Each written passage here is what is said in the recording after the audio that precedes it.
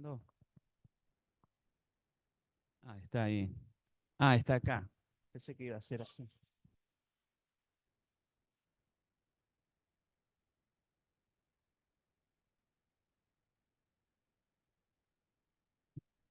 Escribí ahí.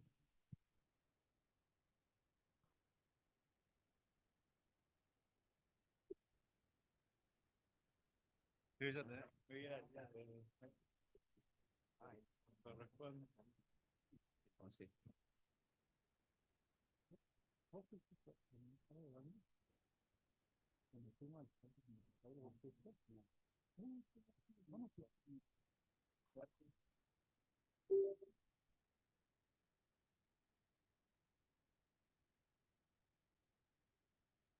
muy lindo.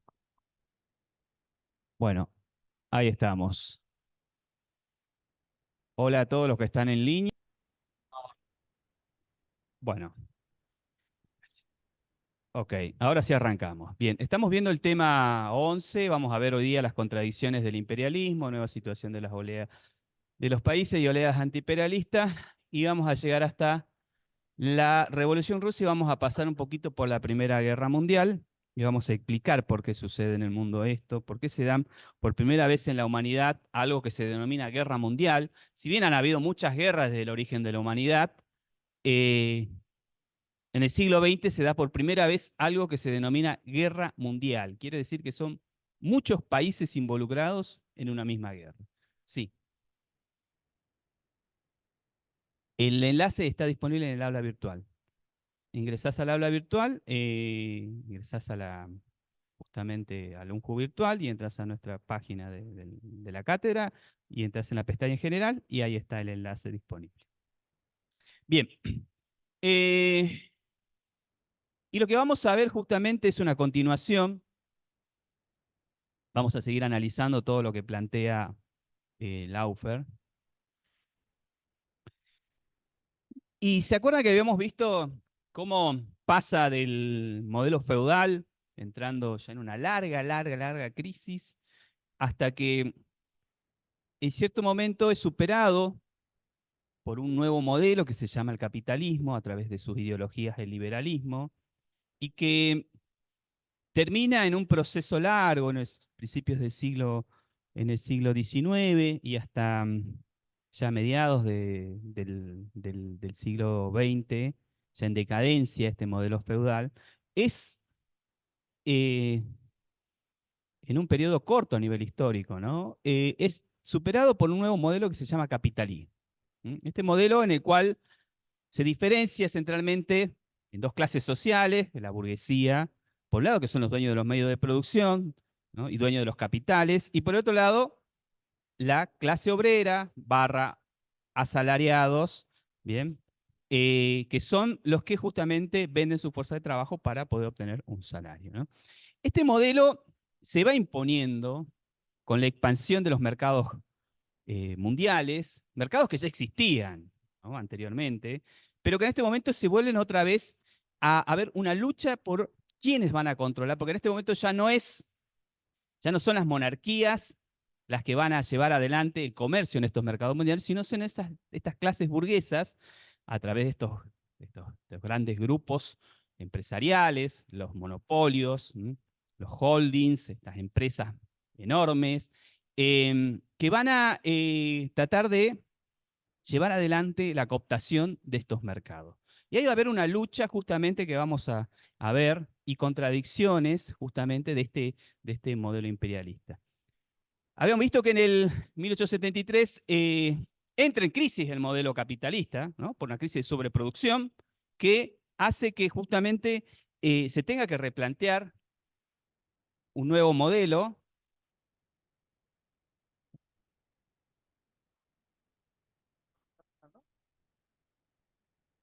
eh, Ahí está.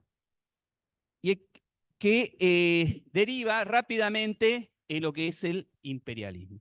¿Se acuerdan que hemos visto la definición también del imperialismo, que tiene que ver que justamente que es un modelo en el cual estos sectores burgueses, que son dueños de estos grandes monopolios, se tratan justamente de hacer dueño ya no solo de los medios de producción, sino también de la fuerza de trabajo, de la energía, de los mercados y de todo el proceso de producción que hay, justamente para poder controlar la ganancia, la tasa de ganancia, que es lo que le da la rentabilidad, ¿no? Y poder controlar de esta manera justamente los mercados para poder controlar el precio final del producto y con eso garantizarse justamente la ganancia.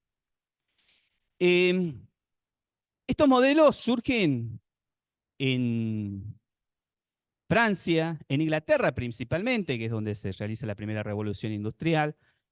Francia se va incorporando a este proceso de revolución industrial ya para después de la década de 1860. Alemania también rápidamente se dan cuenta que se están quedando atrás y se incorporan a este proceso de industrialización.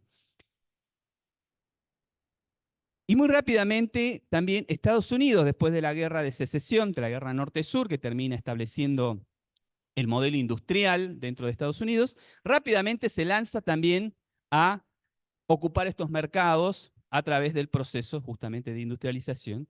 Y entonces aquí se aparece justamente una competencia entre, entre estas naciones que está sostenida por detrás y principalmente por las grandes empresas que van a abarcar este nuevo modelo que se llama imperialista. Y en esta lucha, ¿no? La lucha por el control de los mercados, imagínense, están todos produciendo productos, están todos desarrollando, compitiendo, ¿no? Ahí se producen ferrocarriles, se producen barcos a vapor, barcos frigoríficos, hay una gran competencia por la producción en el mundo y por controlar justamente estos mercados mundiales. Y acá se van a enfrentar estos imperios, y cuando hablamos de imperio estamos hablando de naciones que van a ocupar una enorme cantidad de territorios, mercados, y van a tener colonias bajo su control, pues esos son imperios, y se van a encontrar justamente enfrentados unos con otros. Sí, el imperio inglés se va a ver enfrentado contra el imperio francés, también por el control de los mercados, para poder incorporar los productos. Después se va a incorporar los alemanes, que también van a iniciar un proceso de expansión imperialista. Y finalmente se va a incorporar Estados Unidos, llegando un poco tarde, y vamos a ver que es el gran ganador de esta lucha, justamente, que termina dominando gran parte de la economía del mundo en el siglo XX hasta nuestros días. Vamos a ver cómo Estados Unidos se termina convirtiendo en la principal potencia imperialista del mundo. Y acá aparece justamente lo que plantea Laufer, estas tres grandes contradicciones del modelo imperialista. Este modelo imperialista, como he dicho, que es una etapa superior, es decir, que supera al modelo capitalista, ¿no? Supera en todo sentido, ¿no? En capitales, en sistemas de producción, en cantidad de empleo de gente, en cantidad de mercados, por eso se llama una etapa superior del modelo capitalista. Y vamos a ver cómo estas tres grandes contradicciones se van a imponer durante finales del siglo XIX y van a predominar, y les aclaro, van a predominar y van a estar presentes durante todo el siglo XX hasta parte de nuestros días del siglo XXI. Bien, estas tres grandes contradicciones que van a aparecer van a actuar, como dice ahí, constantemente. Van a estar unas presentes todo el tiempo, sobre otras van a estar mezclándose, influyéndose, ¿no? Tratando de ver cuál es la que predomina en un momento, en un periodo. Van a estar tensándose unas a otras y van a estar constantemente presentes. Es decir, las tres no van a desaparecer, van a estar presentes, se van a rotar, se van a fusionar, dependiendo del momento y del contexto económico y situacional que vaya pasando en el siglo XX. Y lo vamos a ver antes de la Primera Guerra Mundial, en el periodo de entreguerras, que es entre finales de la Primera Guerra Mundial y principios de la Segunda Guerra Mundial, en la Segunda Guerra Mundial y posteriormente post-Segunda Guerra Mundial. Bien, están presentes todo el tiempo hasta la caída del muro de Berlín y hasta nuestros días todavía, ahora que, digamos, que son bloques, vamos a ver cómo se forman estos grandes bloques económicos, y que siguen todavía presentes estas tres grandes contradicciones. Bien, Entonces, aclaramos, estas contradicciones no es que aparece una, luego desaparece otra, sino que están constantemente todo el tiempo, moviéndose, mezclándose, ¿no? Y las que las llevan adelante son estos imperios. ¿Mm? Son las que llevan adelante y las que presentan constantemente estas contradicciones alrededor de todo el planeta, chicos. Esta es la principal característica que tenemos, que este imperialismo abarca todo el planeta. No es igual que el sistema feudal, que había ocupado algunos territorios en Europa, había otros sistemas de producción asiáticos, sistema de producción americano, algunos sistemas de producción en África distintos. En este momento es un modelo que va a dominar todo el planeta, algo que nunca se había visto en la humanidad. ¿Mm? Vamos a ver la primera contradicción, que es entre las dos clases sociales, obviamente, base del modelo capitalista, entre la burguesía y la clase obrera o el asalariado. Y vamos a ver cómo se llevan adelante esta primera contradicción. Primero tenemos que el capitalismo, en su expresión más amplia, en el modelo imperialista, abarca y ocupa gran parte de los mercados del mundo. Y esta gran ocupación de los mercados del mundo produce, lo que dice ahí primero, una gran concentración de capitales. Claro, cuando hablamos de capitales no estamos hablando, ustedes se pensarán, el capital es la plata que tengo. No, se refiere a todo el proceso y toda la riqueza que puede tener un sector productivo, desde las materias primas, las maquinarias, las energías, la fuerza de trabajo, parte del mercado, el control de las ganancias. Todo eso hace a la riqueza del capital y también todo lo que se debe, ¿no? En esas partes hay que hacer el balance para obtener de lo que tenés del capital. Esta concentración de capitales, como les había dicho, se da primeramente en Inglaterra con la primera revolución industrial, que ya para este periodo, posterior a 1875, se lanzan a la segunda revolución industrial, ¿bien? Desarrollando nuevas tecnologías y tratando de abarcar justamente nuevos mercados. Francia también que se lanza, ¿no?, a un proceso de industrialización, y Alemania con Bismarck, que es el gran organizador del Estado alemán. Alemania es una serie de estados pequeños que están enfrentados, que todo el tiempo pelean entre ellos, todavía muchos en el estado feudal, y es Bismarck el que los logra organizar, obviamente a través de la fuerza, ¿no?, del uso de la fuerza militar, integra y convierte a todo este territorio en lo que se conoce como el Estado germánico, o como nosotros lo conocemos, el Estado alemán. Japón, también para el otro lado del mundo, también tiene el mismo proceso. Japón, que venía ya de 250 años de pelea con los shogunes, estos señores feudales, habrán visto los samuráis, los señores samuráis, que están enfrentados en el territorio, están en constante guerra, se dan que también están en un proceso atrasado, feudal todavía, y en plenas guerras internas. El emperador decide, justamente con un séquito militar fuerte, iniciar un proceso hacia un nuevo modelo que se dan cuenta que está avanzando en Inglaterra y en parte de Europa, que es la industrialización. Pero para eso hay que terminar con estas guerras internas, significa que terminar con todo el shogunato. También se lanzan a un proceso de eliminación, terminan con todos los señores feudales samuráis, los aniquilan a todos, y los que quedan se tienen que someter al nuevo Estado imperialista, y se lanzan posteriormente unificados a un proceso justamente de industrialización. Esto va a tener consecuencias porque justamente vamos a ver después, ya cuando se terminan de establecer como un imperio fuerte, se lanzan a la expansión territorial en la Segunda Guerra Mundial. Todavía van a faltar bastante años para que esto suceda.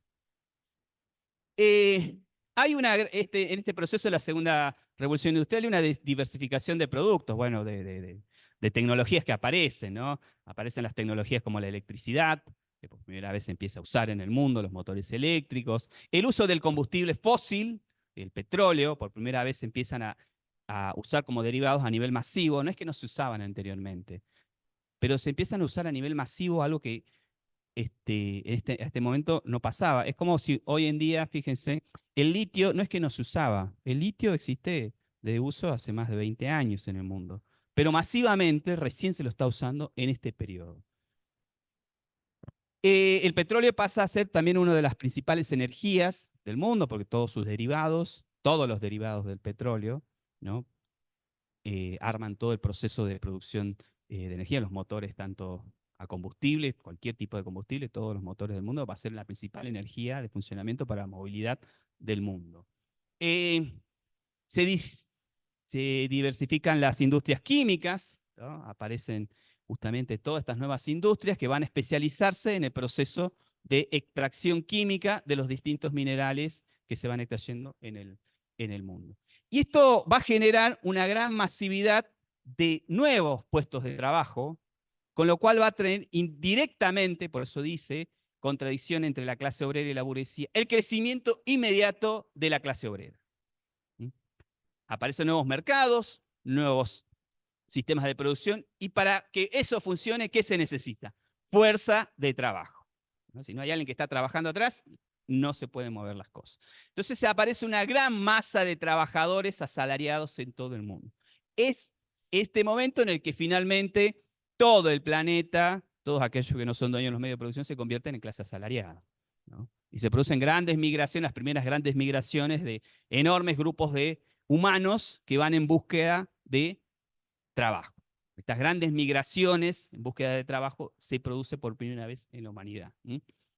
Por ejemplo, los chinos culí, en pleno proceso de decadencia y pobreza, se mueven hasta Estados Unidos, ¿no? A vender su fuerza de trabajo.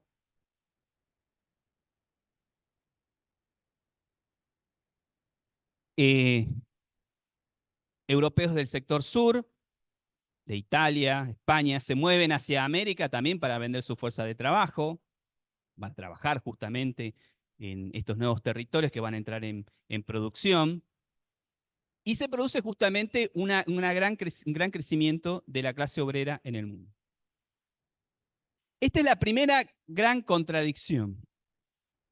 Y lo vamos a tomar como una de las primeras porque justamente va a ser una contradicción constante. Todos los procesos siguientes en el siglo XX y hasta el día de hoy, decir, principio del siglo XXI, se van a dar enfrentamientos entre estos dos sectores, entre la burguesía y la clase obrera. Por eso es la primera contradicción que vamos a tomar.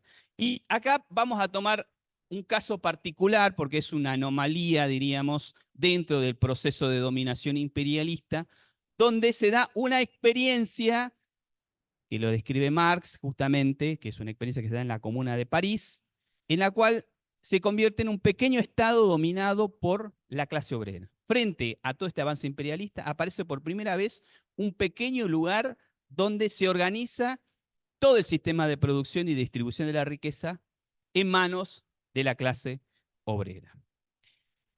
Que es en la Comuna de París, en 1871, se da un proceso de revolución, ¿no? Se levanta todo el pueblo, ¿no? Derroca a todo lo que restaba, lo que quedaba del sistema feudal, todavía quedaban ahí remanentes de aquella revolución francesa, destruyen y también eliminan a toda la burguesía, así que limpian todo el proceso existente de la burguesía y se apropian de todos los medios de producción de toda la ciudad de París y organizan un comité, ¿no?, de trabajadores que va a ser los que van a decidir cómo va a funcionar este nuevo Estado. Esta primera experiencia es importante porque es la primera experiencia en la cual se toma un proceso donde va a estar dominado solamente por la clase obrera. Y esto va a ser un gran antecedente porque después, posteriormente, otros levantamientos a nivel mundial van a tomar este ejemplo para llevar adelante los procesos revolucionarios. Esta comuna obviamente fracasa, no fracasa por su forma de organización, ¿no? Ni por la buena voluntad de todos los obreros, sino fracasa porque los masacran a todos. El ejército, el imperio francés manda todo el peso de su ejército y los masacra a todos los trabajadores. Cuando digo los masacres, los fusilan a todos. ¿Mm? Y con eso termina extinguido el primer proceso e intento revolucionario de tener una organización en manos de toda la clase obrera. que va en contra justamente de todo este modelo imperialista. Es una pequeña experiencia que se da y vamos a ver cómo después, posteriormente, porque esto tiene enormes influencias que van a tomar distintos grupos sociales a nivel mundial, inclusive en nuestro país. ¿Estamos bien con esta contradicción? Estamos, burguesía, clase obrera, van a llevar un enfrentamiento constante, ¿no? Debido a la concentración de los capitales y el aumento en la clase obrera, que la clase obrera justamente, ¿qué va a hacer frente a las condiciones de trabajo? Y va a luchar por mejores condiciones de trabajo, por mejores salarios, y como son masivamente, en un número masivo, van a obtener en este periodo grandes cantidades de derechos. Es la primera vez cuando se aparecen estos de los derechos, digamos, derecho a 8 horas de trabajo, derecho a jubilación, derecho a un salario digno, ciertos derechos que se mantuvieron durante gran parte del siglo XX. Hasta nuestros días, que estamos por ahí nomás a punto que los extingan. La segunda gran contradicción es la rivalidad antiimperialista. ¿Bien? ¿Por qué antiimperialista? ¿Bien? Porque son estos imperios justamente los que se van a enfrentar entre los imperios, primero, van a ser entre los imperios que van a estar enfrentados, es decir, el imperio inglés se va a enfrentar contra el imperio francés y posteriormente se va a incorporar a esa competencia el imperio alemán y más tarde va a aparecer Estados Unidos como una nueva nación, también incorporándose justamente a esta lucha. Bien, y acá es donde habíamos visto en una de las características del imperialismo, es donde ya se ejecuta esta alianza entre los sectores gobernantes, entre estas nuevas naciones que van naciendo, ¿no? Los grupos terratenientes, las oligarquías terratenientes se terminan sometiendo a los capitales extranjeros y hay justamente alianzas políticas, militares, ¿no? Con estos grandes imperios. Es decir, estas naciones en todo el mundo se van alineando con algún imperio, dicho en pocas palabras. Las naciones de África que están colonizadas, obviamente no pueden decidir, son ocupadas, pero sí naciones, por ejemplo, en América se van a alinear con los imperios y van a tener que elegir con qué imperio se van a aliar. No es una condición de libertad de no unirse a estos imperios, porque los mercados están en manos justamente de estos imperios. Y si vos querés incorporar tu producción a esos mercados, tenés que sí o sí de alguna manera negociar con estos imperios. Y hay una característica que se va a mantener también que es importante, que es las alianzas en bloque. ¿Qué es una alianza en bloque? ¿No? Hay un imperio que se va a aliar mediante distintos tratados con otras naciones para poder llevar adelante justamente la dominación económica de los mercados. Una alianza que va a ser económica y militar. ¿Vale? Van a ir las dos de la mano. Siempre va a ser económica y militar. Van a estar estas alianzas justamente y que estas alianzas de los distintos imperios va a llevar adelante a un choque constante entre estos imperios que va a generar esta rivalidad imperialista, ¿no? Que se van a enfrentar estos imperios entre, entre ellos justamente para poder controlar el territorio, para poder controlar las economías y para poder controlar los mercados. Y acá se produce un elemento que se va a mantener durante todo el siglo XX hasta el día de hoy, que se llaman zonas calientes. Estas primeras zonas calientes son, fíjense, son estos grupos imperialistas que se van a tocar en algún momento y van a enfrentarse militarmente, bélicamente, y estos se van a denominar zonas calientes. Van a ser lugares donde efectivamente ya no va a ser una competencia por el mercado, no van a entrar a competir con sus productos, sino que va a ser una competencia directamente militar. Va a haber un enfrentamiento directo.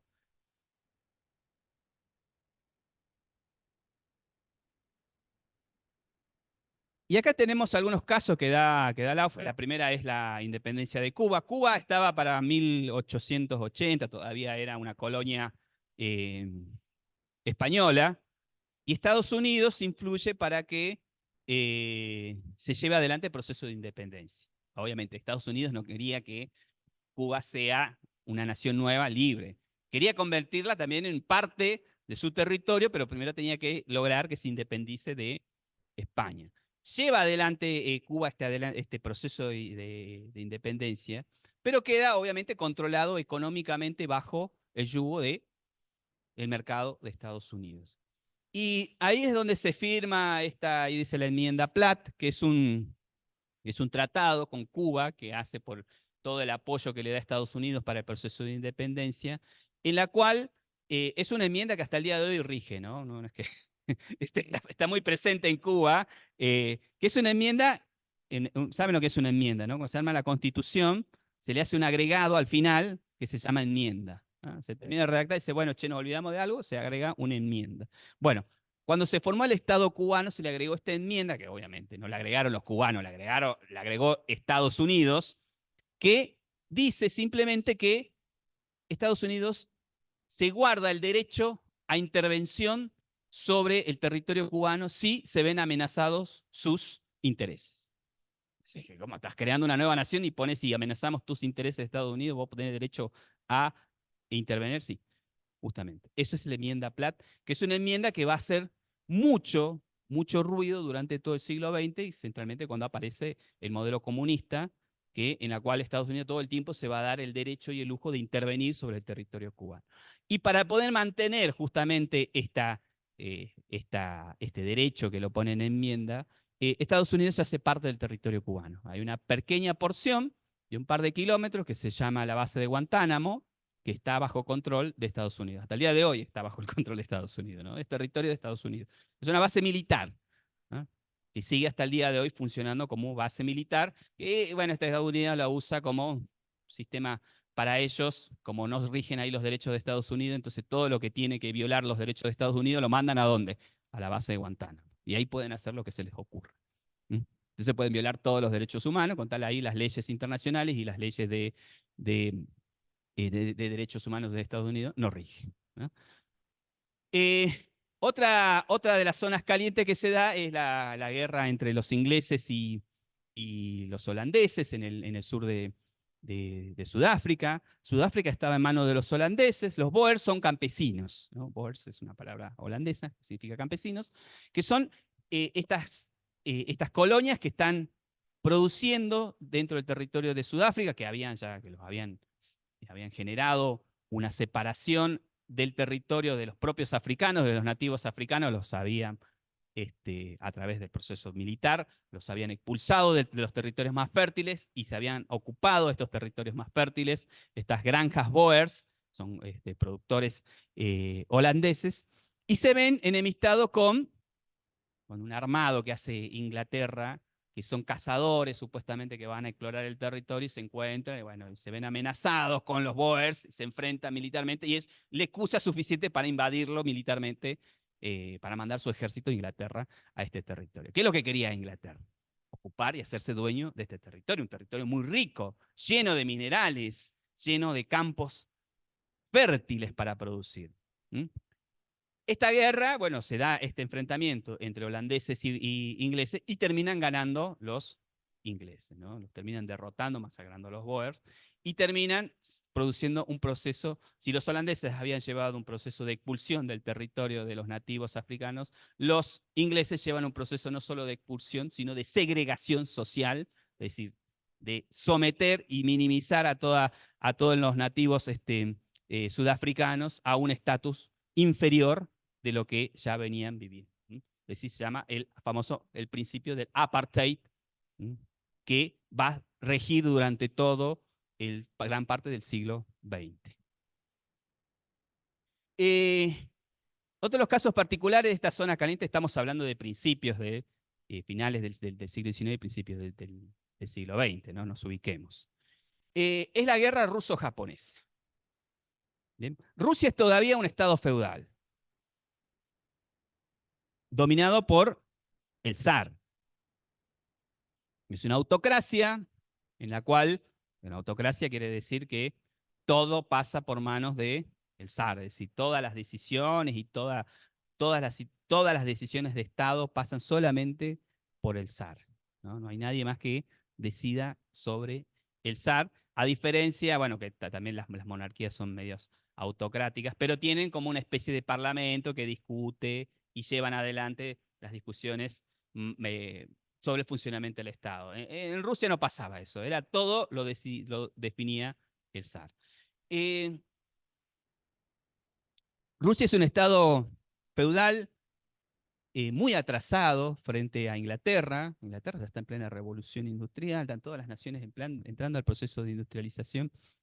Eh, con ejércitos, obviamente, todavía en el estado feudal, ¿no? Todavía muy pocos desarrollados, si bien es un estado enorme Rusia, lo sigue siendo hasta el día de hoy.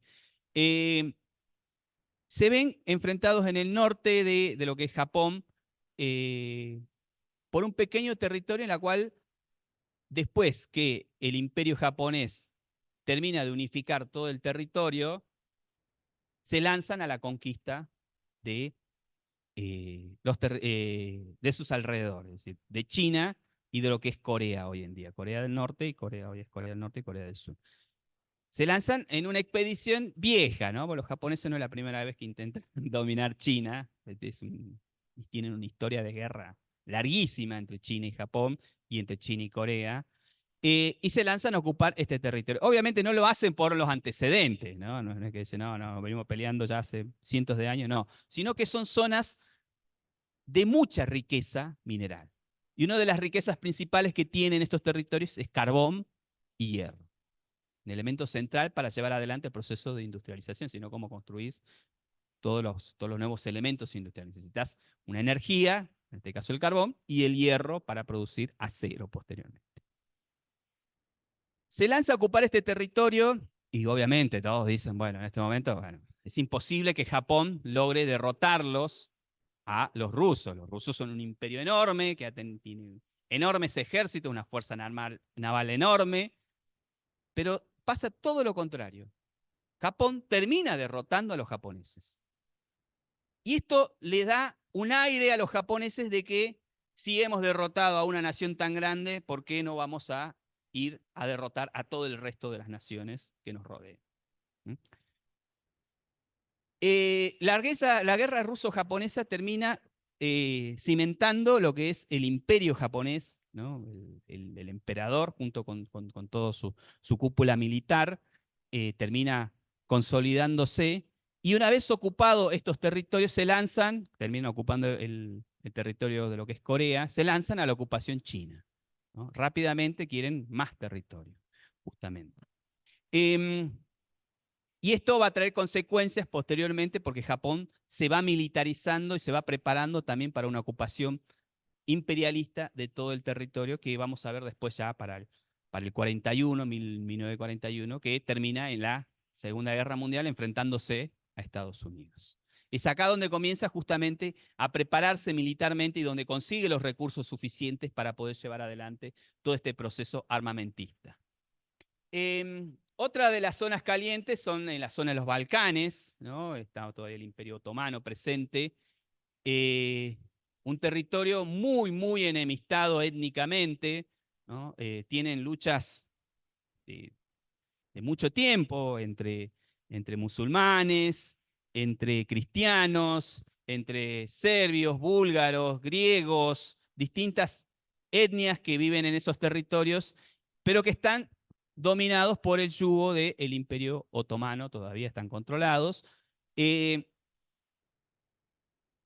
se inicia una guerra entre justamente ingleses, franceses, serbios, búlgaros y griegos, que termina golpeando muy fuertemente a este imperio, este gran imperio otomano, que empieza a ser poco a poco carcomido y debilitado. Obviamente, ¿qué querían los ingleses? Lo mismo que hicieron en Sudáfrica, querían hacerse dueños de estos territorios. Estos territorios, como es Ucrania hoy en día, son territorios muy ricos, son territorios muy fértiles, ¿no? Enormes extensiones de pampas donde se pueden cultivar enormes cantidades de alimentos. También tiene una gran cantidad de yacimientos petrolíferos, carbón. Entonces son territorios muy ricos y son estratégicamente necesarios para llevar adelante este avance imperialista. Bien, ¿vamos bien hasta ahí? Este es el panorama en el cual se va dando estas tres características, el enfrentamiento entre la burguesía, entre la clase obrera y la rivalidad imperialista que hay entre estos imperios. Esto se va a volver a repetir, ¿no? Constantemente se vuelve a repetir, justamente, para que tengamos un caso característico, la guerra de Ucrania, casualmente, es una guerra justamente en esta rivalidad imperialista. Nada más que ahora son bloques entre el imperio, por decir, entre el Estado ruso, que necesita avanzar sobre un nuevo territorio, y del otro lado el bloque económico europeo apoyado por Estados Unidos. ¿Mm? Son dos bloques que se enfrentan en una zona caliente que es Ucrania, ¿no? Que sigue siendo igual de rica como lo era en ese momento.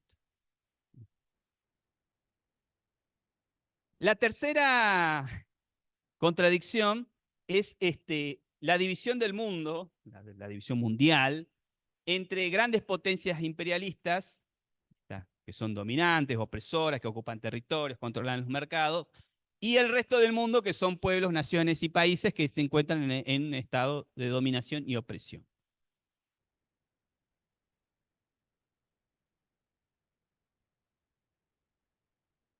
Esta gran división se da obviamente entre las naciones imperialistas, que las repito, Estados Unidos, Francia, Inglaterra, Alemania, Holanda, que van a avanzar sobre el resto del mundo, convirtiéndolo al resto del mundo o en colonia o en países dependientes o en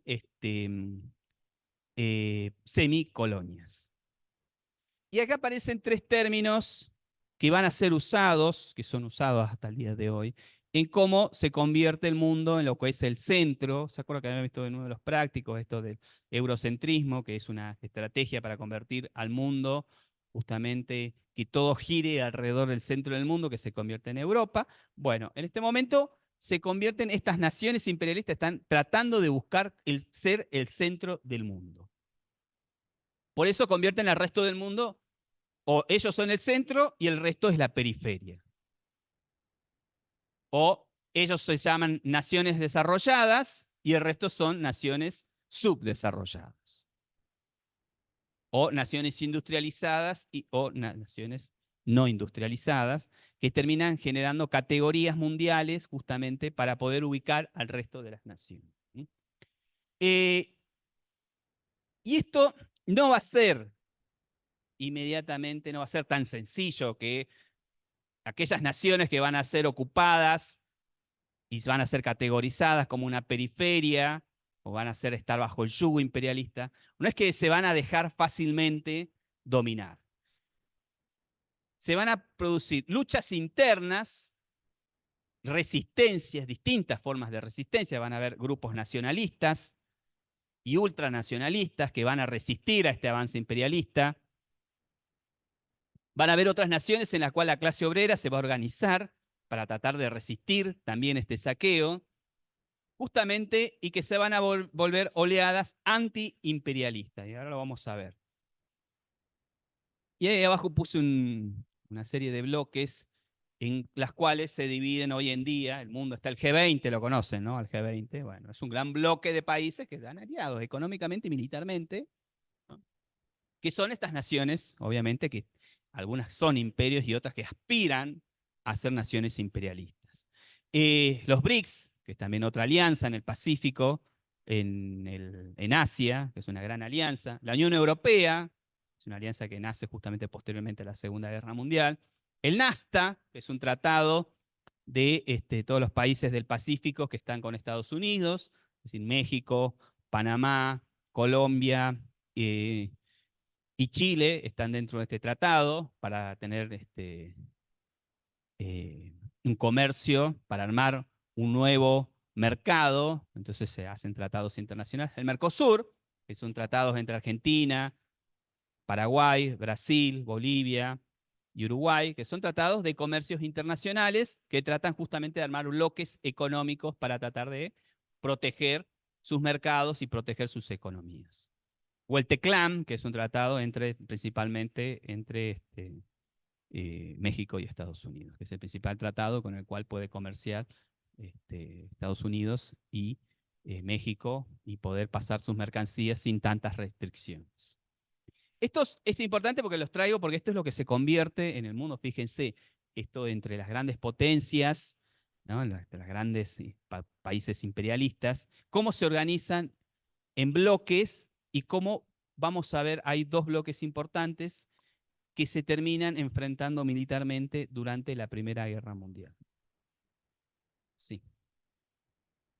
El G7, sí, sí, pero son bastantes, te digo, ¿no? Agréguenlo ahí al G7, sí, sí, sí. Puse algunos nada más que están hasta el día de hoy como los más omnipresentes en el mundo, ¿no? Cuando digo omnipresente me quiero decir que tienen todo el poder, ¿no? Todo el poder para poder justamente inclusive destruir naciones enteras, ¿no?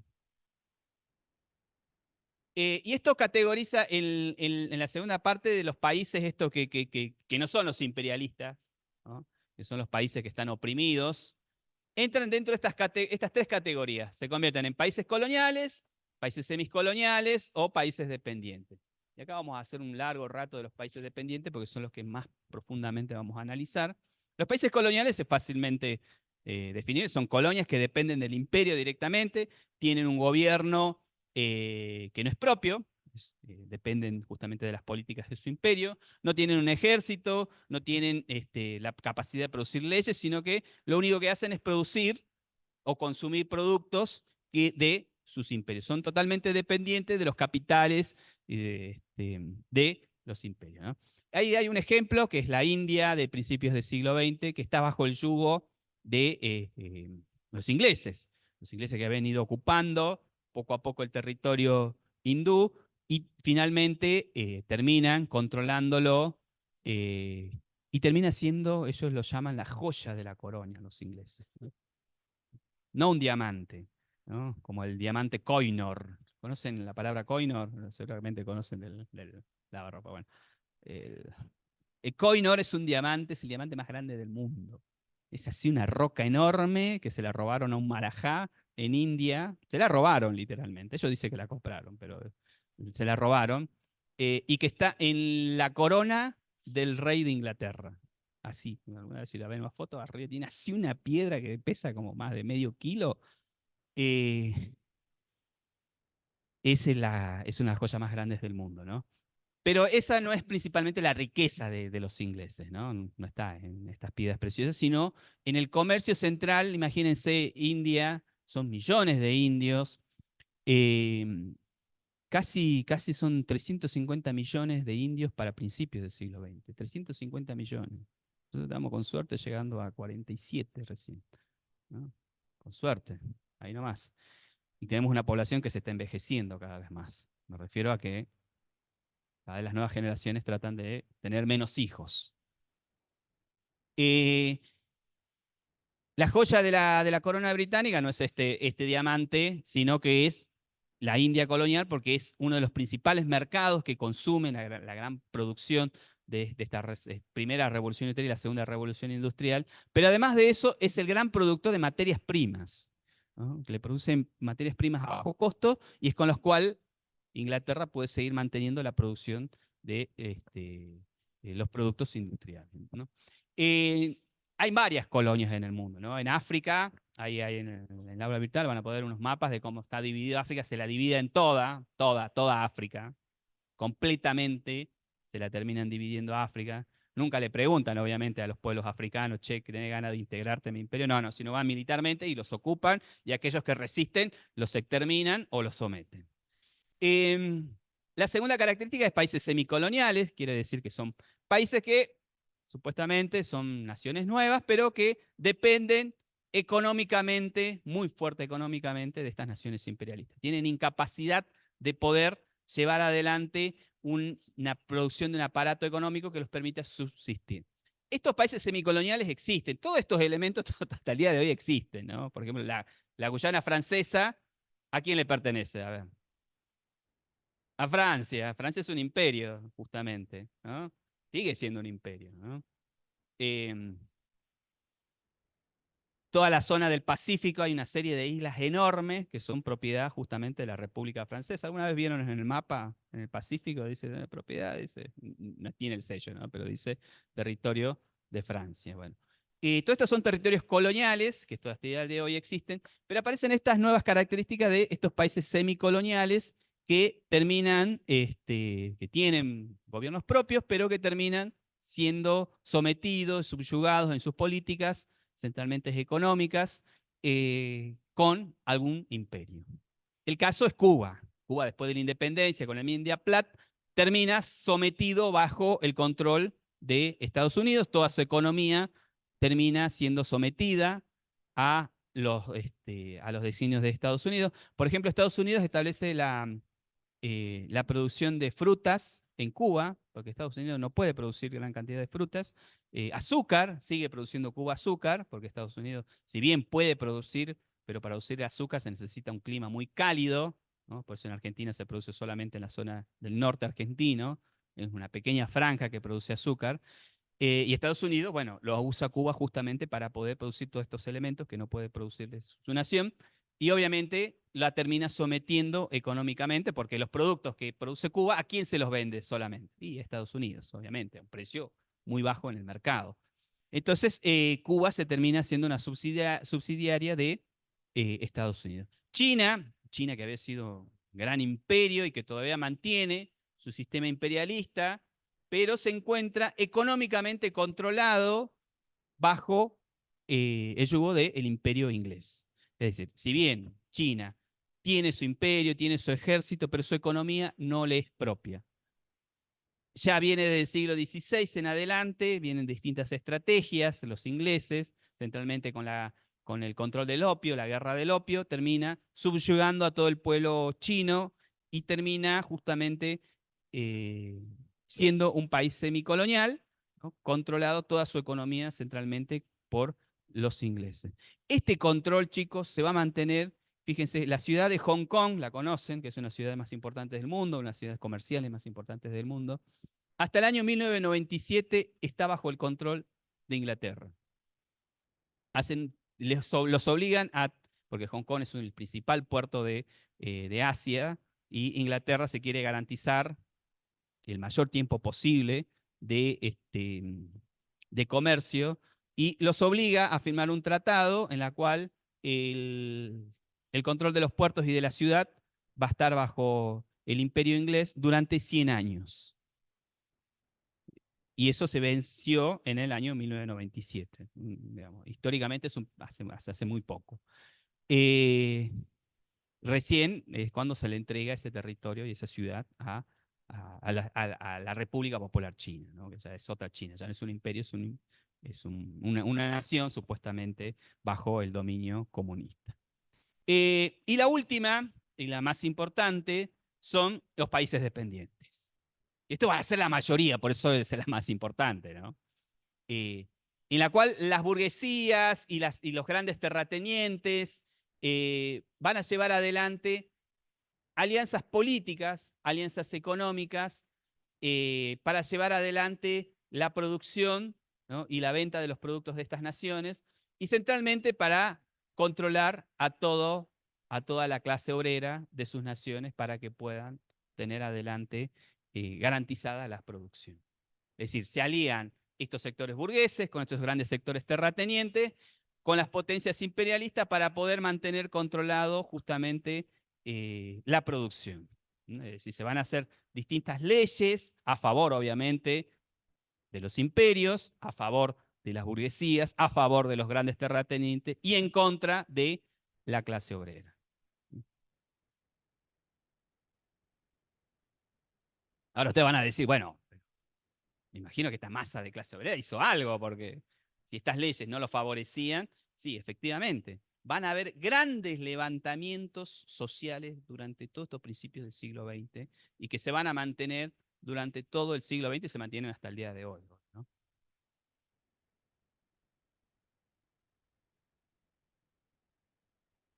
¿Estamos bien con estas tres características?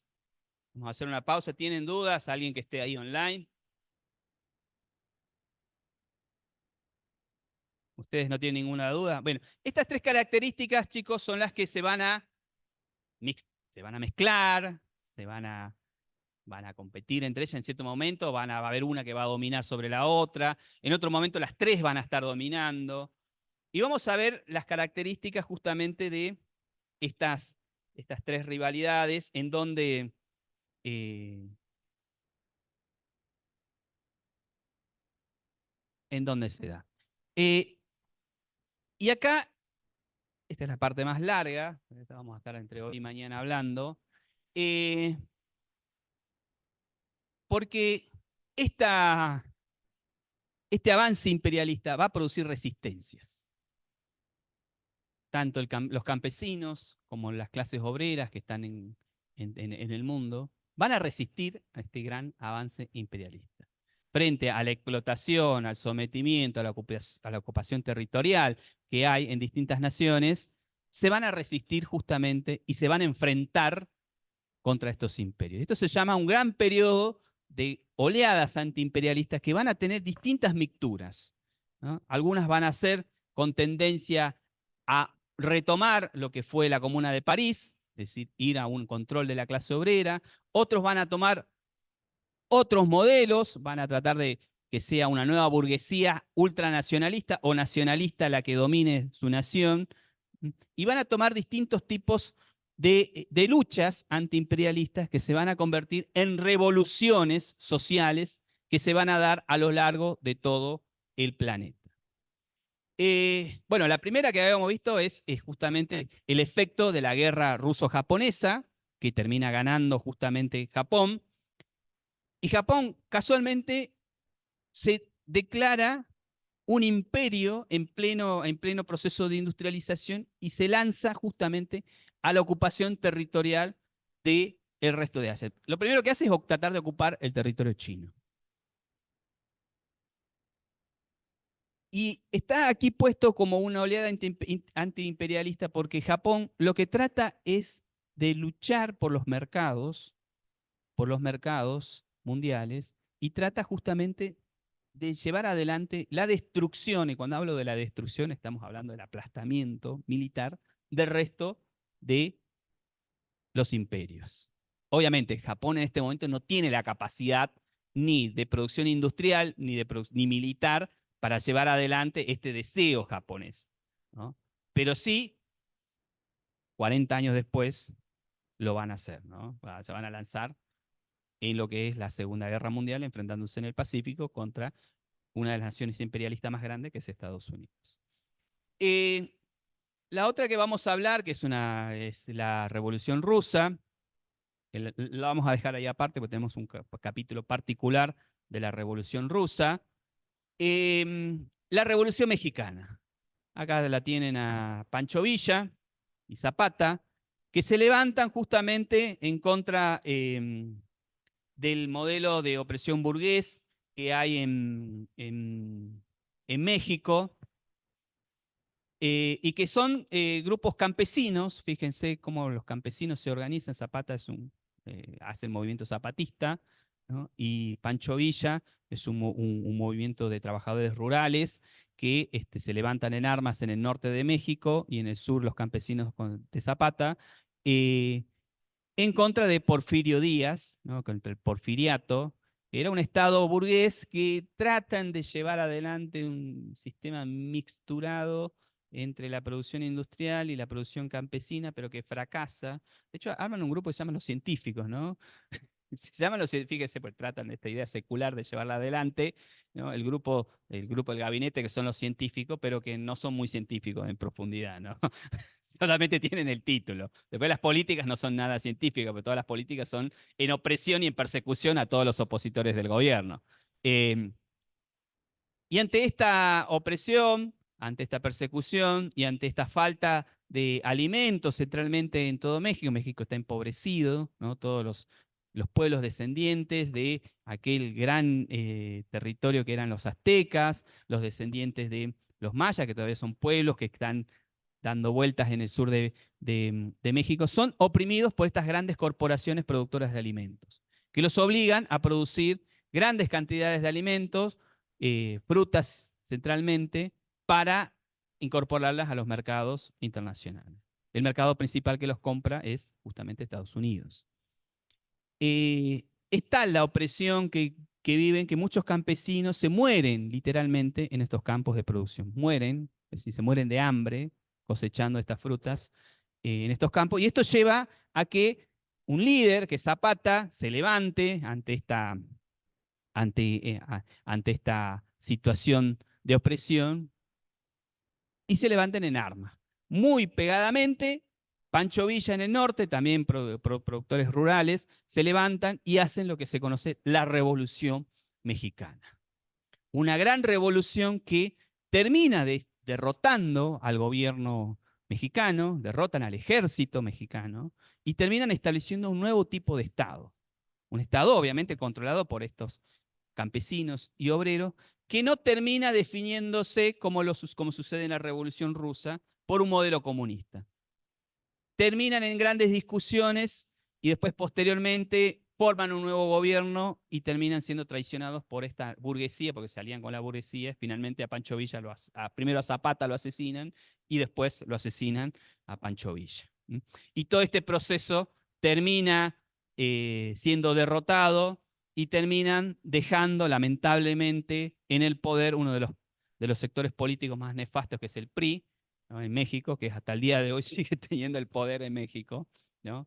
Que vuelve para atrás todas las luchas que habían hecho y vuelve otra vez a formar una nueva burguesía y vuelve otra vez a dominar justamente sobre este sector campesino y este sector rural, ¿no? Pero se da este proceso, justamente lo tenemos que tomar en cuenta porque es una gran lucha que hay social en contra de esta opresión imperialista. Otro caso es de la Revolución China, que también se levantan, fíjese, China todavía es un imperio en decadencia que está dominado por los ingleses, y sectores burgueses se levantan en contra de esta dominación imperialista inglesa, pero también se levantan en contra de su propio imperio. El imperio chino se levantan y lo terminan derrotando. Primero lo derrotan al ya debilitado emperador chino, el último emperador, termina siendo derrotado, abandona, tiene que abdicar, ¿no?, su puesto, y se levanta en un proceso particular que son grupos nacionalistas chinos que levantan la bandera del nacionalismo. Dice, bueno, nosotros tenemos una cultura milenaria, tenemos una lengua, tenemos un territorio, nosotros somos una nación hemos sido una nación muy poderosa y vamos a volver a ser una nación muy poderosa. Son estos grupos nacionalistas que están dirigidas ahí por este personaje que se llama Sun Yat-sen, que lleva adelante la primera lucha justamente de la liberación del imperio británico de parte de los chinos, que son los grupos nacionalistas del Kuomintang. El Kuomintang va a dominar durante un periodo el Estado chino sin liberarse, obviamente, imagínense. Son grupos burgueses que terminan controlando la economía, pero tienen que comerciar con quién, y tienen que comerciar con el imperio que está más cerca, que es el imperio inglés. Eso hace que no lleven adelante un proceso real de liberación. Y esto va a tener consecuencias, porque sí, anterior a este levantamiento, el imperio chino sometía a los campesinos, luego el imperio inglés termina doblemente sometiendo a los campesinos, aparece este grupo de burgueses nacionalistas que terminan sometiendo triplemente al campesinado. Esto va a llevar adelante que los campesinos, que son millones, chicos, millones, en este momento son 450 millones de chinos, ¿no?, se van a levantar justamente en contra de esta opresión. ¿No? Y van a formar lo que se conoce el Partido Comunista Chino, ¿no? Todos los campesinos se van a levantar y van a tomar este modelo que habían tomado la Comuna de París, que lo toman los revolucionarios rusos y van a van a tratar de formar un nuevo Estado dominado por la clase obrera. Obviamente no triunfan en este momento. ¿No? Va a pasar un periodo largo hasta 1949, donde finalmente la revolución china, de la mano de Mao Zedong, termina en guerras, en grandes guerras internas y en guerras con el extranjero, terminan formando lo que se conoce hoy en día la RCP, la República Popular China, ¿no?, que está hasta el día de hoy como una de las naciones más importantes económicamente en el mundo. ¿Bien? Que ya, digamos, ya no son tan comunistas, ¿no?, pues tienen una reforma interna hacia un modelo capitalista. Otra de las grandes oleadas imperialistas se da en Chile, ¿no?, estos grandes grupos salitreros, que son los que producen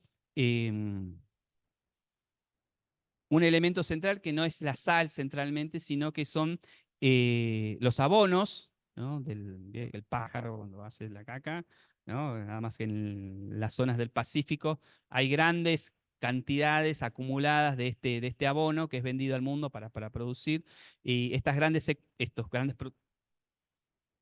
productos son exportados al resto del mundo como uno de los principales fertilizantes en el mundo. Eh, y también las condiciones de trabajo lleva adelante un primer levantamiento eh, en Chile que va a tener ciertos tintes de búsqueda de la organización de la clase obrera, ¿no? Van a tratar de establecer un Estado socialista chileno. Obviamente, fracasan porque son violentamente reprimidos, algunos son encarcelados y el resto son asesinados en estos levantamientos. Y en Argentina, obviamente, cuando estamos hablando de el origen de nuestro Estado, Argentina es uno de los grandes productores de alimentos del mundo, en manos de la gran oligarquía terrateniente y en manos de la pequeña burguesía industrial que hay en nuestro país. Y esto va a llevar adelante justamente grandes levantamientos en nuestro país. Ahí tengo un caso particular que es la Semana Sangrienta, que está acá. La Semana Sangrienta que se levanta en contra del gobierno de Figueroa Alcorta, eh, y que se levantan justamente en búsqueda de mejores condiciones de trabajo. Los trabajadores rurales en nuestro país no tienen derechos, literalmente no tienen derechos. Entonces ven que en el mundo hay una avanzada de todas las luchas obreras y de las luchas de los trabajadores y van en búsqueda justamente también de de estos pequeños derechos que no van a ser logrados en este momento, ¿no? Fíjense lo que pasa recién para el modelo peronista, es cuando recién Perón logra, mucho tiempo después, logra establecer estos derechos para los productores rurales en nuestro país. Son masacrados en la Semana Sangrienta, masacrados, se levantan en varias ciudades del país y son violentamente masacrados. Cuando digo violentamente masacrados, mandan al ejército y los fusilan a todos. A eso me refiero con la violencia física real. Eh, pero deja detrás una gran experiencia también de organización de la clase obrera de los campesinos rurales, eh, que luchan por mejores condiciones de trabajo, por mejores salarios, y que estas experiencias de lucha van a ser replicadas posteriormente en otros levantamientos en nuestro país. Bien, entonces vamos viendo que en el mundo este avance imperialista es resistido centralmente por las clases obreras, por los campesinos del mundo, que van a llevar adelante distintas formas de organización, que van a levantarse tanto sectores burgueses oprimidos como en alianza con campesinos y obreros que van a tratar de establecer justamente una lucha antiimperialista justamente en contra justamente del saqueo, en contra de las leyes que se están impartiendo para que se pueda garantizar la producción en favor de los sectores imperialistas. Acá es donde se da esta gran quita del plusvalor que habíamos visto en las otras clases a la clase obrera, ¿no? Porque se dan cuenta, bueno, es lo que nos pasa hoy en día, ¿no? Que trabajamos tantas horas y no alcanza para cubrir la canasta básica, ¿no? Entonces, hay algo que nos está faltando, hay alguien que se está quedando con eso, ¿no? Se supone que nosotros deberíamos superar la canasta básica, bueno. Y eso va a generar molestias y grandes levantamientos, primero molestias y después grandes levantamientos, ¿no? Entonces, para ir cerrando con estas tres grandes contradicciones, concluimos que es imposible que el capitalismo se desarrolle pacíficamente. Estamos de acuerdo con eso, ¿no? Es imposible que el capitalismo y este modelo imperialista lleve adelante su avance en el mundo de manera pacífica. Ya hemos visto varios casos, ya sea por esta contradicción de los levantamientos de las clases obreras o por el enfrentamiento propio entre los sectores imperialistas. Entonces, el capitalismo necesita sí o sí de guerras para poder mantener su control económico, para poder controlar los mercados, para poder llevar adelante la expansión de sus mercados, necesita sí o sí este modelo bélico que se va a sostener durante todo el siglo XX hasta nuestros días, ¿no? Y que va a llevar adelante, por primera vez, que vamos a analizar en profundidad, la Primera Guerra Mundial.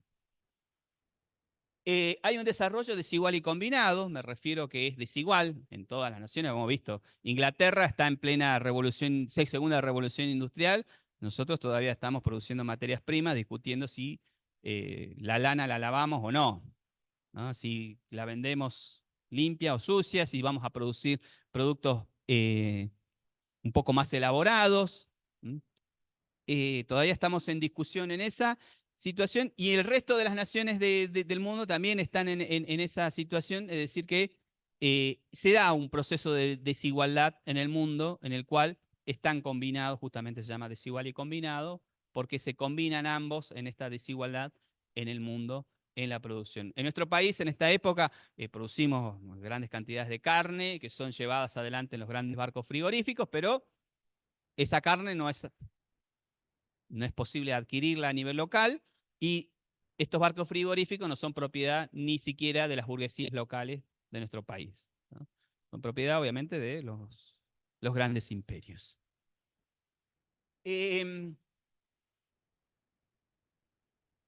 Otra de las conclusiones es que justamente este imperialismo va a llevar siempre en este ciclo constante de subas y bajas, va a llevar y va a desembocar periódicamente en guerras. Es inevitable que el modelo imperialista no desemboque en guerras. Las alianzas de estos bloques imperialistas, va a llegar un momento a desembocar en guerras. Durante todo el siglo XX. ¿Y qué es lo que pasa hoy en día? Una zona caliente como Ucrania, que lleva adelante la preparación del mundo, que está en vistas, ¿viste? La OTAN, ¿no? El bloque asiático de las BRICS, Rusia, China, Taiwán, que están preparándose, se sienten los tambores de guerra, que están preparándose para una gran guerra en el mundo, ¿no? Que es lo que va a desembocar a principios del siglo XX en la Primera Guerra Mundial y posteriormente en la Segunda Guerra Mundial. Y acá se sienten los ruidos de que se viene posiblemente una gran guerra en el mundo. Ya vamos viendo que esta teoría nos va dando la posibilidad de predecir lo que va a pasar.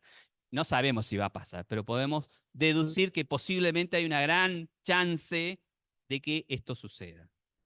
Bien, la lucha por los mercados mundiales obviamente va a generar guerras mundiales y la conclusión final es que esta rivalidad interimperialista termina desembocando en grandes guerras y vamos a ver por qué desemboca en la Primera Guerra Mundial.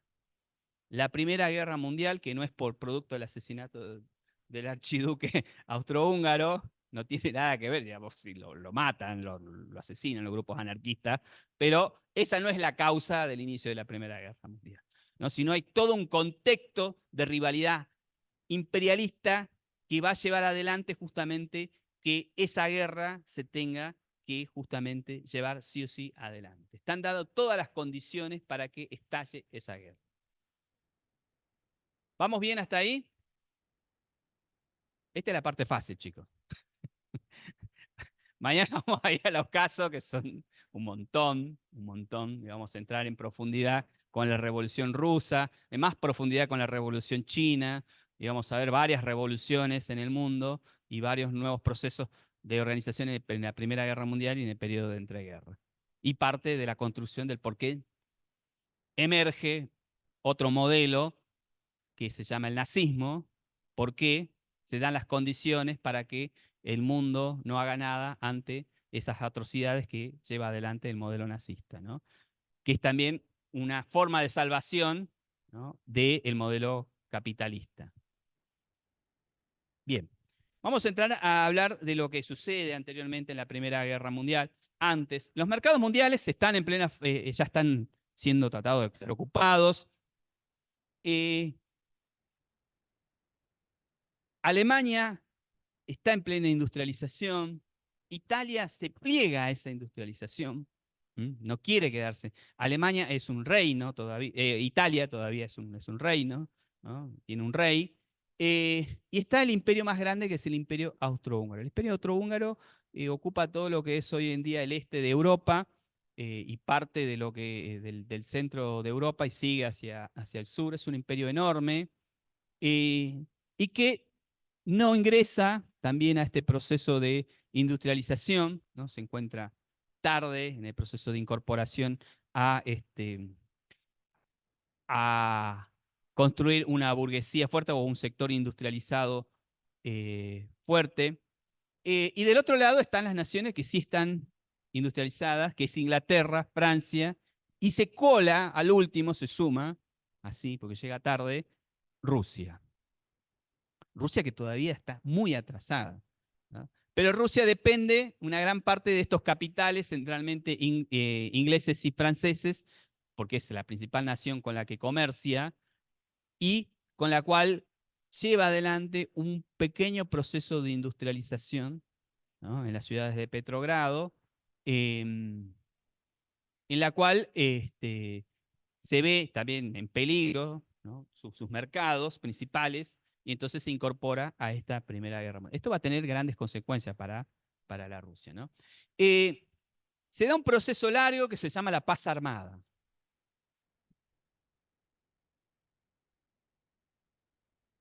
En esta paz armada, fíjense la contradicción, es una paz, pero es armada, se van a, se van a militarizar y van a hacer alianzas militares estas naciones. Y se van a enfrentar justamente por el control de los mercados, ¿no? La triple alianza y la triple entente se llaman. Estos primeros bloques grandes en Europa que se van a aliar económicamente, militarmente y políticamente para llevar adelante la ocupación colonial de África, porque están en disputa los territorios africanos, y para llevar adelante el control de los mercados mundiales. Obviamente Alemania es el gran gestor de la Triple Alianza y es el que está más industrializado y es el que trata justamente de llevar adelante el control de los mercados mundiales. Alemania llega tarde, ¿no? Ya están expandidos los mercados ingleses, ya los franceses ya también tienen un mercado. Eh, y finalmente se enfrentan en 1914, en todo este proceso de enfrentamiento de la paz armada, en lo que se conoce la Primera Guerra Mundial. La Primera Guerra Mundial que se lleva en los territorios de Francia y Alemania principalmente, que lleva a un gran desarrollo tecnológico belicista, ¿no? Es decir, que aparecen grandes tecnologías bélicas en este momento, ¿no? Aparece, por ejemplo, el, el avión como una tecnología nueva de combate, los tanques, que van a llevar a otro nivel el desarrollo bélico, la guerra química. Este es producto de que tanto Francia, Inglaterra como Alemania y el imperio austrohúngaro se encuentran en una zona que se llama una zona muerta de guerra, en la cual es una guerra de trincheras, en la cual no hay avances. Están enfrentados unos al otro, la trinchera está de este lado, muy cerca están las otras trincheras y constantemente se van enfrentando y se producen grandes campos de cuerpos muertos, ¿no? De soldados derramados en kilómetros y kilómetros, en la cual, algo que nunca se había visto en la humanidad, en la cual es un periodo largo de guerra, hasta el 1919. Y acá se mete, les dije al último momento, Rusia, porque Rusia ve en peligro sus mercados y ve principalmente su principal inversor, que es Inglaterra, en sus territorios, y se lanza a defender y apoyar a estos dos imperios. Esto le va a traer consecuencias al zar ruso. Ya se había enfrentado contra los japoneses y había perdido la guerra. ¿no? Había como un cierto sentimiento de que no podía ni siquiera enfrentarse con una pequeña nación que estaba emergiendo y termina siendo derrotada. El campesinado sigue sometido, sigue siendo perseguido, sigue siendo explotado, ¿no? Las condiciones son terribles en Rusia, imagínense, hacen en algunos lados de Siberia, hacen 60 grados bajo cero, ¿no? Es un territorio muy hostil para poder trabajar, y los campesinos se ven obligados a producir aún más cuando el zar Alejandro se lanza a apoyar a estos imperios e incorporarse a la Primera Guerra Mundial, ¿no? Y para incorporarse a la Primera Guerra Mundial necesitas soldados. ¿Y dónde vas a sacar esos soldados? Y bueno, ahí vas a obligar a los campesinos a que se conviertan en soldados. Entonces una gran masa de campesinos se van a incorporar a esta Primera Guerra Mundial y se enfrentan en esta guerra de trincheras y mueren masivamente, ¿no? Entonces esto como que genera un sentimiento de, de odio hacia el zar, porque además de eso, de la explotación, los campesinos sufren grandes inviernos como los que estamos viviendo hoy en día y la producción cae. Es decir, están en guerra, tienen que dar gran parte de su producción y se mueren de hambre. Es decir, unas condiciones que son terribles para la población. Esto va a traer, con el antecedente del levantamiento de 1905, un gran levantamiento campesino que hay en Rusia, dirigido por Lenin, que Lenin toma todos los principios marxistas, toma los principios de la Comuna de París y trata de llevar adelante una gran revolución del campesinado y de la clase obrera, pero fracasa, fracasa rotundamente, ¿no? Es expulsado todos estos sectores revolucionarios, son expulsados de Rusia, de hecho se refugian en Alemania. Y cuando ven las condiciones suficientes y necesarias para poder otra vez establecer un nuevo proceso revolucionario en Rusia, en plena Primera Guerra Mundial, vuelven otra vez a Rusia a llevar adelante esta revolución que había fracasado. En 1917, ahora vamos a entrar, hoy y mañana vamos a explicar bien lo que es la Revolución Rusa, termina justamente llevándose el proceso revolucionario en Rusia, que termina derrocando, sin terminar primero la Primera Guerra Mundial, termina derrocando al imperio zarista, ¿no? Los matan a los zares, los fusilan literalmente, y termina imponiéndose un nuevo modelo de organización social, que se va a llamar, basado en el modelo del manifiesto comunista, basado en la experiencia de la Comuna de París, se va a llamar comunismo. Un modelo en el cual el campesinado, en alianza con la clase obrera, en alianza con los militares, estos militares que son obligados a ir a una guerra que no tenían ganas de ir a pelear, se levantan y se unifican en un nuevo Estado que se va a llamar el Estado comunista. Y acá aparece también a último momento en esta guerra, apoyando a la Triple Entente, un imperio que estaba del otro lado del Atlántico, que todavía estaba en pleno crecimiento, que es Estados Unidos.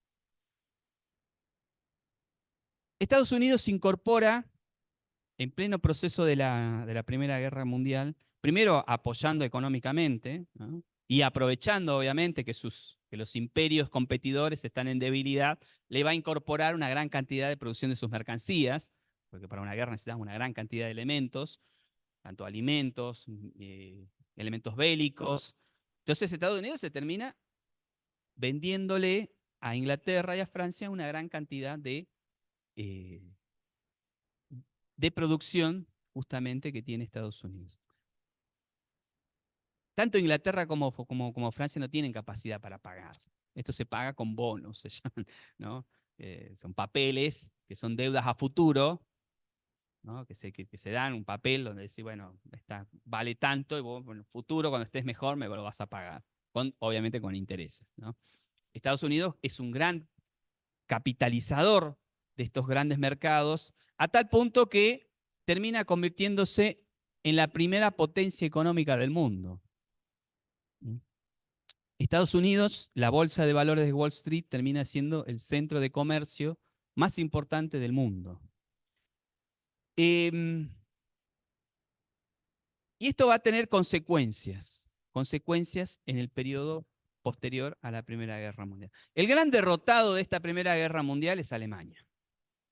A Alemania le hacen pagar a través del Tratado de Versalles, en París se lo hacen firmar en un tren, les hacen firmar todos los gastos de guerra, es decir, todo, por cada vida, por cada cosa destruida, por cada gasto que hubo en la guerra, se lo hacen pagar a Alemania. Entonces Alemania, que había intentado llevar adelante un avance imperialista, es el gran derrotado de esta Primera Guerra Mundial. Obviamente, Inglaterra y Francia, que son los grandes vencedores, también terminan debilitados. Pierden una gran cantidad de su masa de trabajadores en la guerra, terminan endeudados con Estados Unidos. Está bien, está bien. Terminan endeudados con Estados Unidos, terminan debilitados justamente con frente a esta nueva nación que es Estados Unidos, que está entrando en un proceso ya de plena industrialización, ¿no? Y de expansión del control de los mercados mundiales.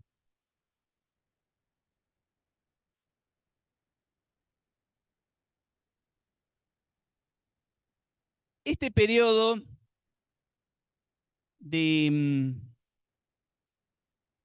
de la Primera Guerra Mundial, con la caída del modelo zarista y el surgimiento del modelo comunista, va a tener consecuencias también sobre el Imperio Austrohúngaro. El Imperio Austrohúngaro se termina desmembrando, es decir, se terminan todas las etnias que tenía internamente, terminan decidiendo independizarse y convertirse en naciones propias, ¿no? Etnias que están hasta el día de hoy enfrentadas, ¿no? Que no han terminado de, de resolver sus problemas internos, ¿no? Por ejemplo, los bosnios contra los herzegovinos, que después se van a llevar en grandes guerras. En los 90 tuvieron una gran guerra entre Bosnia y Herzegovina. Y van a terminar convirtiéndose en nuevas naciones que van a terminar subyugadas como naciones dependientes de los imperios que están en este momento en Europa. Centralmente terminan dependiendo de los capitales, en principio franceses, después ingleses, y hoy en día dependen de los capitales estadounidenses.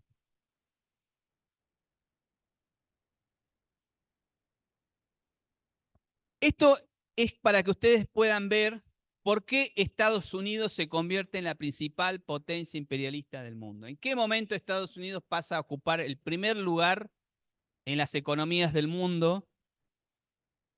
¿En qué momento Estados Unidos pasa a ser el gran controlador de los mercados a nivel mundial? Estados Unidos obviamente va a vivir estas consecuencias imperialistas, estas contradicciones también, ¿no? Va a tener los problemas de mercado, va a tener los problemas de la especulación financiera, va a tener todo esto, una gran cantidad de problemas que va a derivar en la crisis del 30, ese martes negro, que ellos lo llaman así porque quiebran todas las bolsas de Estados Unidos, y va a tener consecuencias graves a nivel global, porque Estados Unidos es principalmente, durante casi 11 años, el principal país que consume los productos del mundo. Es decir, todas las naciones dejan de venderle a los imperios porque están debilitados y le comienzan a vender toda su producción a Estados Unidos. Y si Estados Unidos quiebra, ¿quién le va a comprar los productos? Se produce una gran crisis que va a tener consecuencias a nivel mundial y que va a dar pie justamente al surgimiento del modelo nazi, primero el modelo fascista italiano y después el modelo nazi en Alemania. Esto vuelve otra vez a tener convulsiones en el mundo y vuelven otra vez a generar en la Primera Guerra Mundial, en pleno proceso de la Primera Guerra Mundial, otra vez grandes oleadas antiimperialistas. Le había dado la Revolución Mexicana, la Revolución Nacionalista China. Vuelve otra vez a haber grandes levantamientos. Uno de los más importantes es el surgimiento del Partido Comunista Chino, se establece el surgimiento en contra del modelo de nacionalismo chino, del Kuomintang. Toman como modelo el modelo ruso. Eh, Mahatma Gandhi también empieza a ser uno de los grandes liberadores y los grandes luchadores contra el imperio inglés. Eh, y en Argentina también se produce un proceso antiimperialista, que es la única vez que los radicales en su origen, ¿no?, llevan adelante grandes cambios a nivel nacional. Uno de esos es la nacionalización de la producción petrolífera, ¿no? Crean YPF, ¿no?, Yacimientos Petrolíferos Federales, ¿no? Son nacionalizados, ¿no?, porque se tiene que garantizar la producción energética en manos de nuestra nación, justamente para llevar adelante, más adelante, un posible proceso de industrialización. Eh, Se produce para nosotros, que es una parte importante, en el 18, la reforma estudiantil, ¿no?, en la cual en Córdoba, en Buenos Aires y en la Universidad de La Plata se levantan estudiantes, toman todos los edificios universitarios y luchan por lo que se llama la reforma del 18, que es la posibilidad de que las universidades sean gratuitas, primero, sean gratuitas. Segundo, que haya libertad de cátedra, es decir, que cada cátedra pueda definir sus conocimientos sin tener la intervención del Estado ni la intervención de sectores políticos centralmente, que no te digan qué es lo que tenés que no tenés que enseñar. Eso se da porque justamente hay una gran influencia de la Iglesia hacia qué conocimiento se tiene que impartir y qué conocimiento no se puede impartir. La Iglesia te define qué va a ser ciencia y qué no va a ser ciencia. Obviamente, lo de la Iglesia está muy alejado de ser científicos, pero tienen tan fuerte influencia que terminan justamente determinando el conocimiento que se imparte dentro de una cátedra.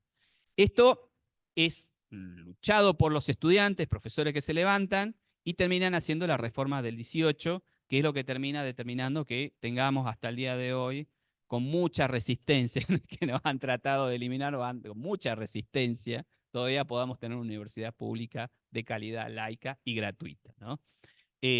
Con esa reforma. Otro de los grandes hechos en nuestro país es el levantamiento en la Patagonia, que son los grupos anarquistas, que no lo hemos estudiado en profundidad. El anarquismo en principio se pelea con el marxismo, es una corriente dirigida por un pensador que se llama Bakhtin, ¿no?, que es un pensador que plantea de que no es necesario el funcionamiento de un Estado centralizado para poder llevar adelante la organización social. Pequeños grupos humanos nos podemos organizar y podemos coordinar el proceso de producción, ¿no?, y no es necesario que haya un Estado que sea el que determine el sistema de producción, ¿no? Estos grupos anarquistas van a llevar grandes desarrollos del pensamiento a nivel científico y a nivel social, y son los que vienen expulsados de estos levantamientos en Europa y terminan trabajando en nuestro país, en el sur, y son los que van a llevar adelante los levantamientos de la famosa levantamiento en la Patagonia. Pueden verlo, hay una película que se llama Lo puse la Patagonia Rebelde, que es un clásico. Es una película clásica sobre el levantamiento de los rebeldes. Obviamente estas oleadas anarquistas en el sur de nuestro país terminan también siendo exterminadas, ¿no? No es que terminan triunfando, pero dejan algo importante para nuestro país, ¿no?, que a pesar de que fracasan en estas grandes luchas por derechos y mejores salariales, dejan algo para nuestro país que es importante, que son las organizaciones sindicales en nuestro país que terminan justamente llevándose adelante, después organizándose en grandes centrales de trabajadores que van a ser las que van a defender los derechos de los trabajadores y van a luchar y van a defender los derechos de los trabajadores. Bueno, esto vuelve otra vez a tener otra vez tintes antiimperialistas y vuelve otra vez con la primera característica entre la burguesía y la clase obrera se vuelven a enfrentar. Bien, vamos bien hasta ahí. Estos son casos de ejemplos, nada más que vamos viendo particularmente en, en el mundo y particularmente en nuestro país. Nuestro país está, obviamente, es una nación a principios del siglo XX, pero está en manos de los grandes terratenientes y está en manos de justamente estas burguesías nacionales que se convierten deciden convertirla en sociedad con los imperios, en naciones dependientes. Y esta característica se va a mantener durante todo el siglo XX y los gobiernos van a llevar adelante intentos de independencia, ¿no?, de estos sectores imperialistas, pero bueno, van a fracasar y vamos a tener grandes luchas en nuestro país en contra de este modelo imperialista, ¿no?, como sucede hasta el día de hoy, ¿no? Que se sigue discutiendo si vamos a ser un país dependiente o vamos a ser una nación independizada realmente a nivel económico. Bueno, y vamos a llegar hasta acá y vamos a entrar suavemente, despacito, porque es bastante, bastante denso, lo que es la Revolución Rusa. Y después mañana vamos a ver el periodo de entreguerras, el periodo del surgimiento del fascismo alemán y de la crisis, nuevamente en el modelo capitalista, en la crisis de Wall Street, ¿no?, y todas sus consecuencias que van a derivar directamente en la Segunda Guerra Mundial. ¿Bien? ¿Vamos bien hasta ahí? ¿Tienen dudas? Sí, sí,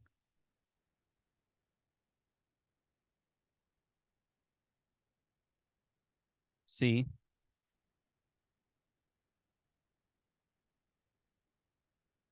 Estados Unidos no se enfrenta directamente en la guerra. No es que va, ni tampoco sufre. No es, la guerra no se da en su territorio, ¿no? Con lo cual mantiene todo su aparato industrial intacto, ¿no?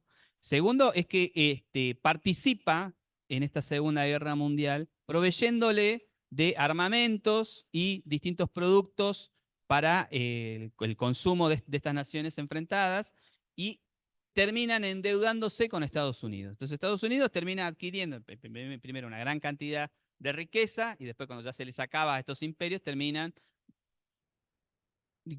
Gana porque da su apoyo a estos sectores.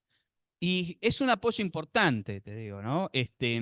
Gran parte del armamento bélico, uno de los que principalmente define hablándolo militarmente, ¿no? ¿Quién va a ganar esta Primera Guerra Mundial? Es el desarrollo del tanque, ¿no?, que tiene un gran efecto sobre la guerra de trincheras, que no se pueden llevar adelante, se avanzan metros, se retrocede, se avanza, se retrocede. El avance con estos tanques les permite a los ingleses centralmente llevar adelante la ocupación rápida de estos campos enfrentados centralmente en los territorios de Alsacia y Lorena, ¿no?, que son al norte de, de, de Francia, entre Francia y Alemania. Eh, pero es Estados Unidos centralmente porque es, digamos, el gran ganador porque se queda con todo su aparato industrial intacto, termina con toda la riqueza que les puede sacar a estos imperios que están en plena guerra, pero además de eso se queda con una gran cantidad de deuda que les deben estos imperios. Es decir, no solo además de quedarse con una gran cantidad de riqueza, se queda con una gran cantidad de deuda y se hace, porque los imperios están debilitados, se hace del control de gran parte de los mercados mundiales. Me refiero a que estas naciones que estaban dependiendo de Francia o Inglaterra terminan y dependiendo de Estados Unidos, dependiendo económicamente y políticamente, ¿no? Es por eso que Estados Unidos se convierte en el gran vencedor indirectamente de esta guerra. No sé si te respondo ahí. ¿Mm? Y es Estados Unidos que vamos a ver después cómo termina siendo el gran desastre de Wall Street, ¿no? Cómo Estados Unidos se convierte en el principal mercado del mundo y cómo termina llevando a un colapso económico del mundo, propio de las contradicciones capitalistas, ¿no?, propias de estas contradicciones del avance imperialista que también se ve justamente involucrado Estados Unidos, convirtiéndose en el principal imperio dominante en el mundo.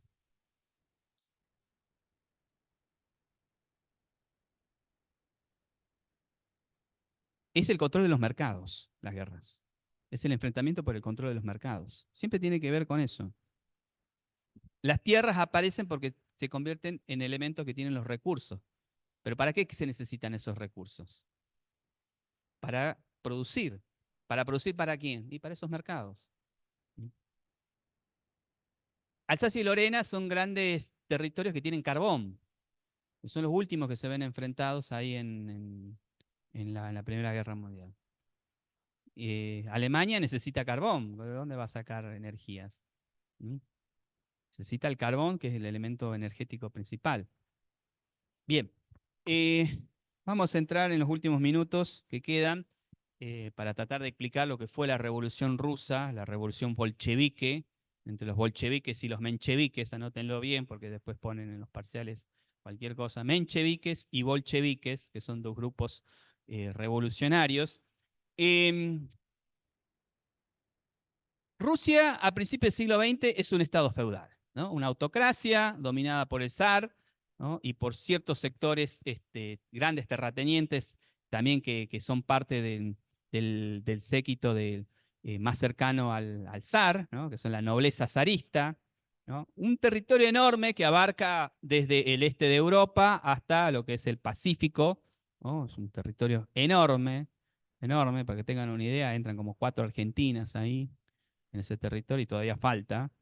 Es un territorio gigante, con una gran cantidad de etnias, ¿no? Me refiero de distintos orígenes, están los mongoles, ¿no? Están la gente que vive más en las estepas del, del este europeo, por decir ruso, cerca de Europa, y que está todavía en pleno principio del siglo XX en un estado feudal, con supuestamente con los mercados mundiales ya avanzados, en un estado ya entrando a la segunda revolución industrial, y Rusia, siendo una de las naciones más ricas del mundo, se encuentra empobrecida justamente porque no se ha podido incorporar a este proceso de industrialización. Eh, si bien hay una pequeña franja industrial, ¿no? Que es lo que es la ciudad de Petrogrado, que está justamente en el este de Europa, es un pequeño territorio en el cual se da una franja de un sector industrial donde aparece una clase obrera y aparece una burguesía industrial, pero que están dominados centralmente por capitales anglo-franceses, me refiero a ingleses y franceses, que son los que van a controlar gran parte de la economía rusa. Rusia todavía sigue en el modelo campesino, sigue produciendo a través del modelo del campesinado, y se enfrenta justamente a estas contradicciones, ¿no? Una población altamente empobrecida, ¿no? Una población campesina sometida y obligada a producir para este sistema zarista y que se ve justamente en la necesidad, centralmente porque poblaciones se empiezan a morir de hambre, centralmente, literalmente, pueblos enteros se empiezan a morir de hambre, se ven obligadas a tener que luchar justamente por estos recursos. Se da adelante la primera revolución con el levantamiento con Lenin, fracasan, y posteriormente a este fracaso, el zar Guillermo decide involucrarse en la Primera Guerra Mundial, ¿no? Esto lleva a una mayor presión sobre el sector productivo, el campesino, que es obligado a producir alimentos, a entregar los alimentos que no tienen, se mueren de hambre, y además de eso, a obligarlos a ir a morir a una guerra que ni siquiera ellos la habían planteado. Entonces hay una gran enemistad del pueblo ruso con el sector zarista. Esto lleva adelante de que en 1917, antes de terminada la Primera Guerra Mundial, se terminen revolucionando, producto de estas guerras de trincheras, se terminen levantando una gran parte del ejército ruso.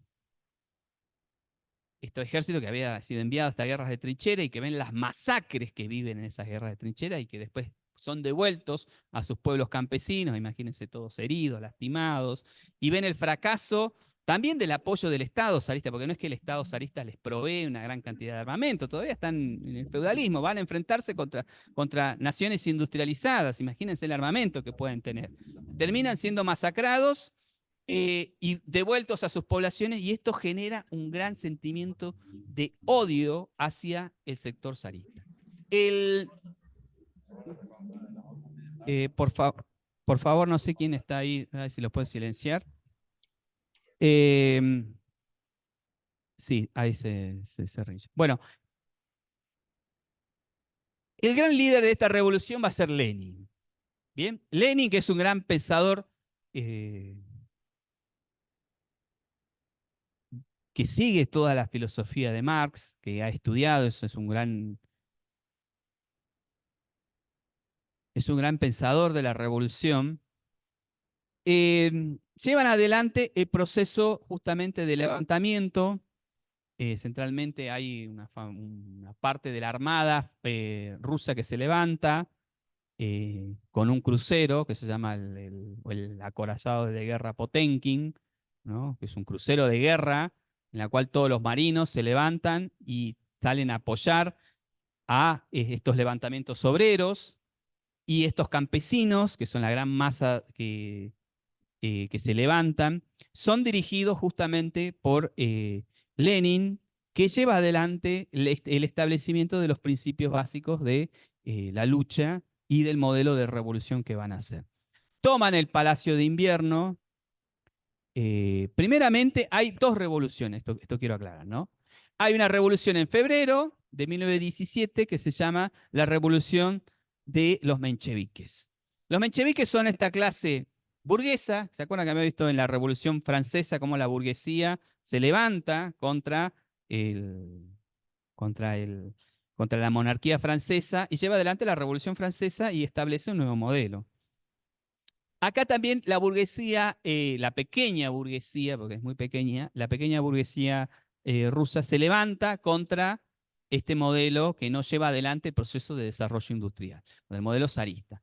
Y llevan adelante la toma del poder en febrero y hacen justamente el gobierno provisional, que está a cargo de un líder que se llama Kerensky, y que establecen un nuevo modelo de gobierno. Obviamente, esta burguesía es dependiente todavía del el comercio con Inglaterra y con Francia, ¿no? Con lo cual no va a ceder derechos a favor de la clase obrera, ni va a ceder derechos a favor del campesinado, ¿no? Va a llevar adelante una negociación para establecer un nuevo gobierno al estilo republicano francés, en la cual va a dominar la burguesía rusa y va a establecer un nuevo modelo de Estado en Rusia. Esto, esto va a generar grandes inconvenientes, porque del otro lado está la gran masa revolucionaria, que son estos soldados, estos obreros y estos campesinos, que se van a conformar en grupos que se van a llamar los soviets. Los soviets son delegados que son elegidos democráticamente dentro de las fábricas, ¿no? Se eligen el delegado, que se llaman los soviets.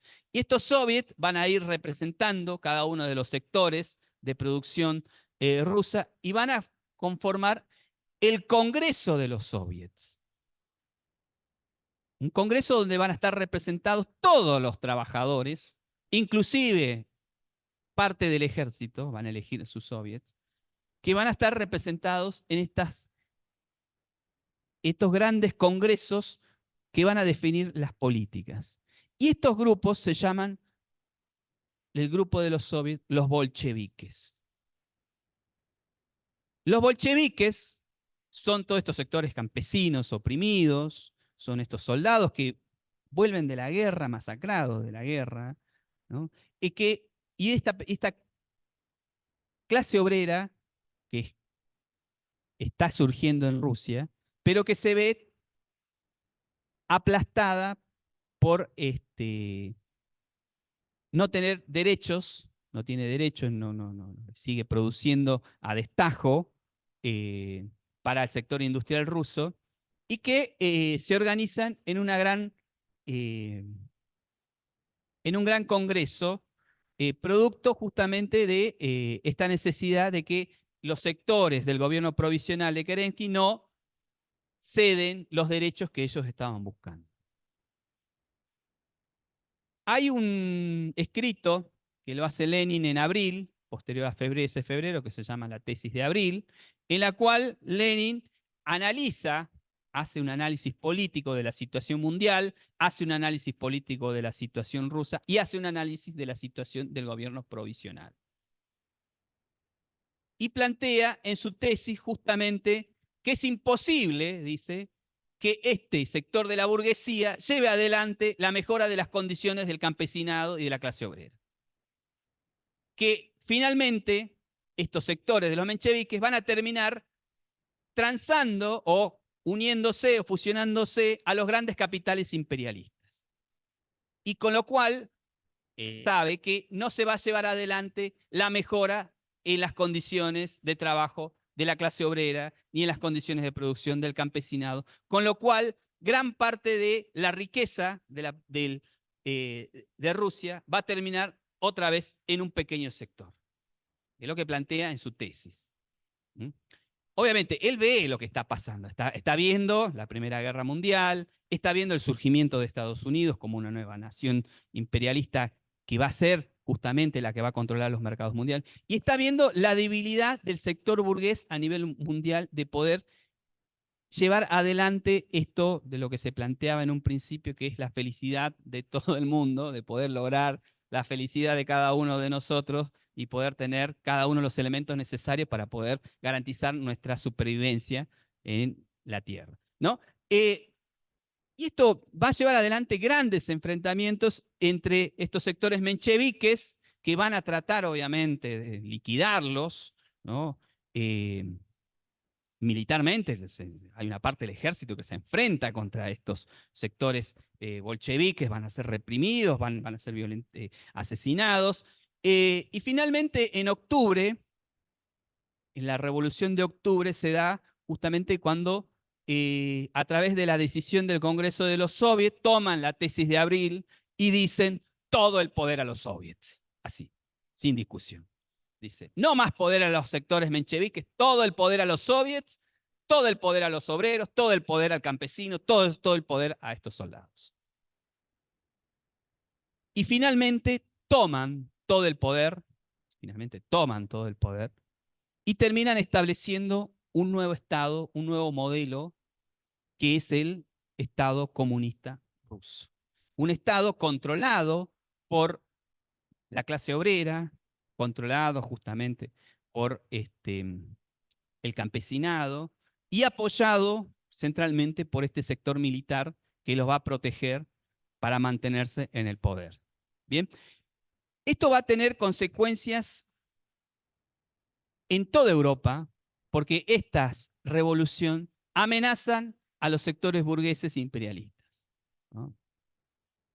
En Italia se van a levantar también los obreros, en Alemania también se van a levantar los obreros, en Francia se van a levantar los obreros, viendo como horizonte a este sector ruso que se levantó en una revolución. En China también se van a organizar los campesinos y los obreros y van a tratar de establecer un Estado comunista.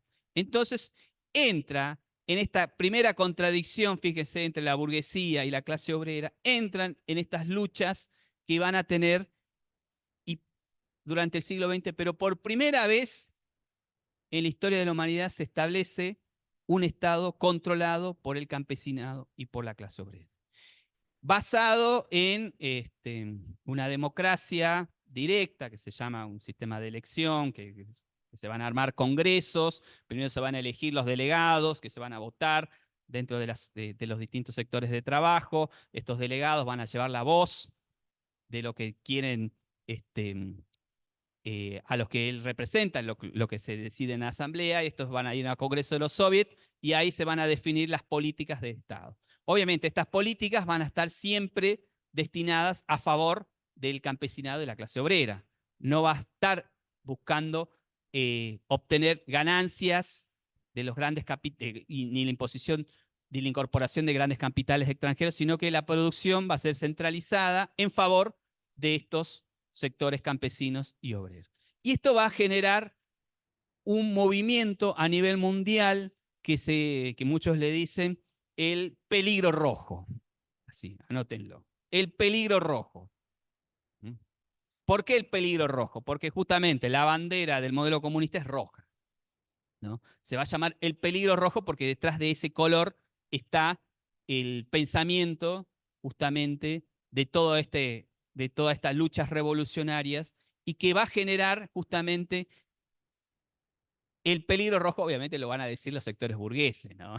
Van a decir, bueno, acá estos están organizándose para llevar adelante luchas revolucionarias y poder eliminarnos a nosotros como sector de dominación. Bien, bueno, acá hay algunos de los puntos, hasta acá vamos a llegar y mañana vamos a seguir, de lo que establece este modelo de Estado comunista. Estamos hablando de Rusia, obviamente, ¿no? Lo primero es la expropiación de las tierras feudales. Las tierras ya no van a estar más en propiedad del zar, sino que van a estar en manos de toda la clase trabajadora y del campesinado.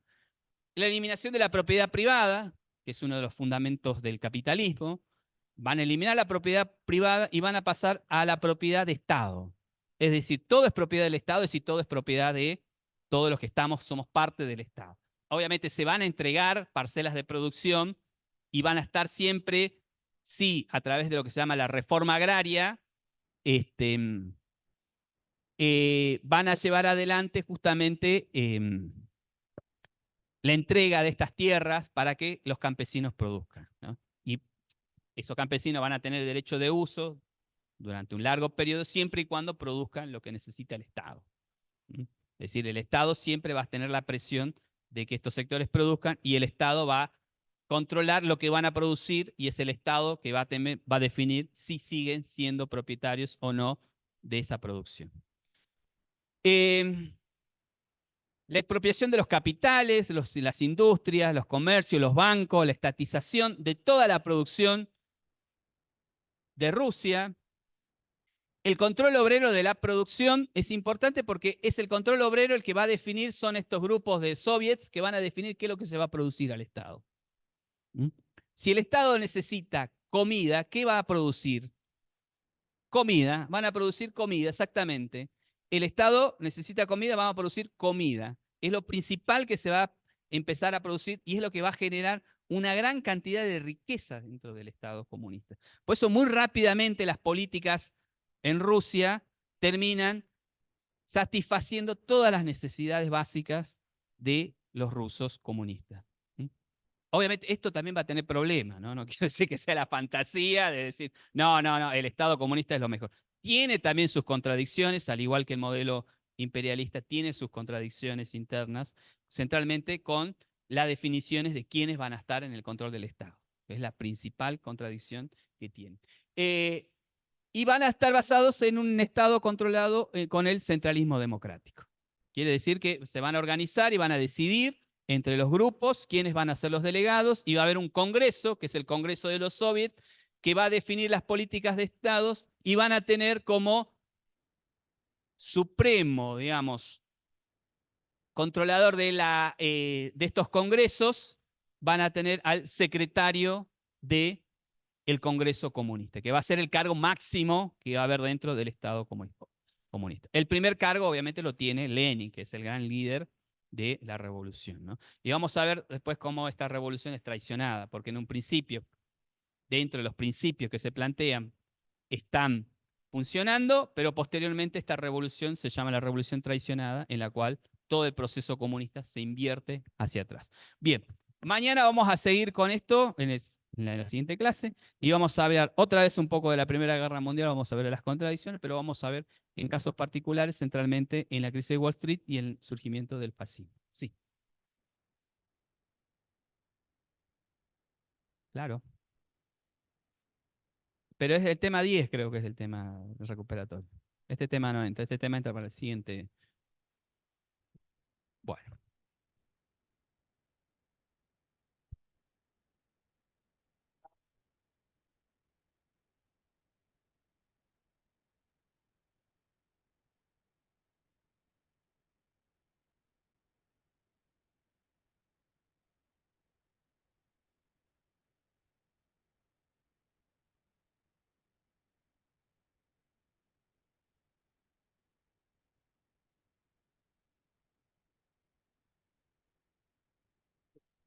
H.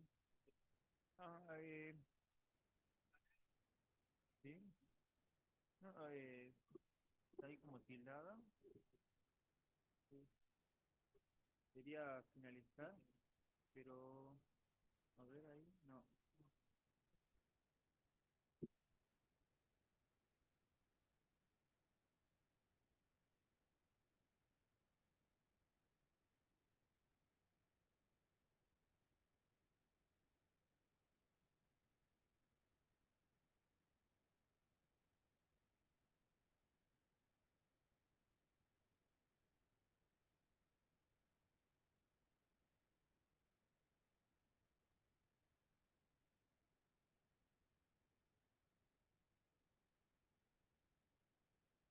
Buenas, ¿cómo están?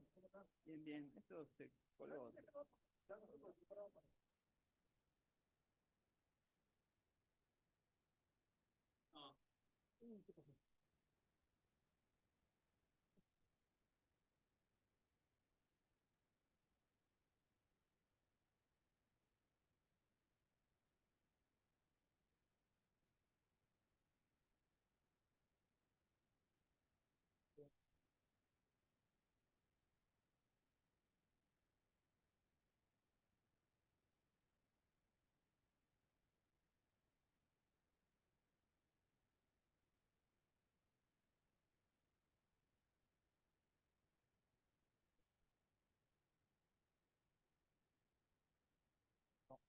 no me puedo explicar el punto.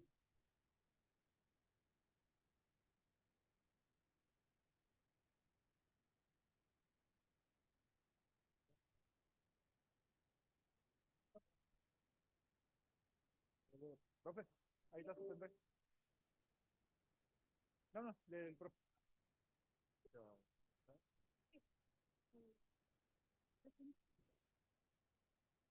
La profe.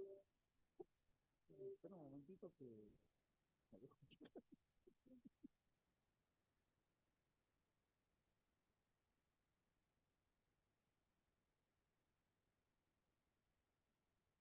Ah, no, espérate.